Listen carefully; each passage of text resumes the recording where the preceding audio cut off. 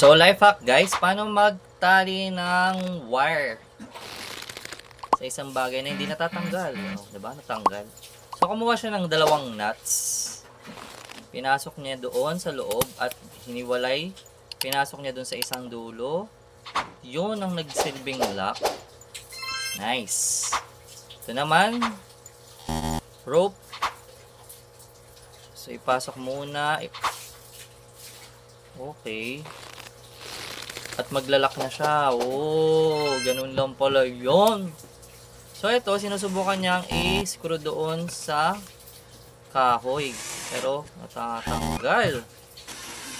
Ayan, papasok na yan. Mali pa rin eh.